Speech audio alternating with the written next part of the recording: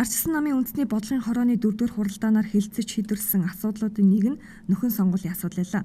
Улсын хурлын 42-р тойрог зохион байгуулагдах нөхөн сонгуульд ардчилсан нам оролцохыг үндэсний бодлогын хорооны гишүүд 100% саналаар дэмжиж тогтоолын төслийг баталсан юм а. Энэхүү өчигдөр сонгуулийн ерөнхий хороонд нөхөн сонгуульд оролцох тухай саналаа аль биесээр хүргүүллээ.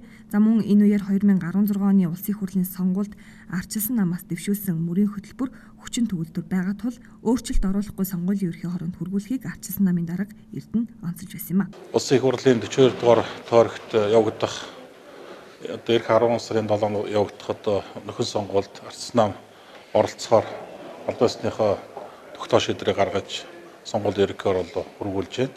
За үүнтэй зэрэгцээд улсын хурлын бол орон нутгийн сонгуульд нийт дэвшигчдийг тодруулах журмаа мөн баталж хамт хүргүүлж байгаа.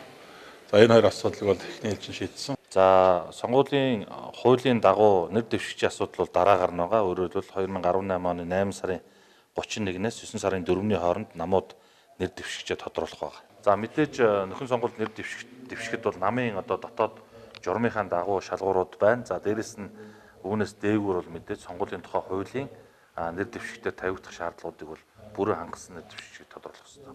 Ер нь үндэсний бодлогын хорооны гишүүдийн байр суурь бол ардчилсан нам энэ улсыг Монгол улсын хэмжээнд хоёр том намны нэг улс төрийн амьдралын хамгийн гол үйл явдалд идэвхтэй оролцдог намын хувьд бол энэ удаагийн сонгуульд оролцсноо гэдгийг бол илэрхийлж байгаа.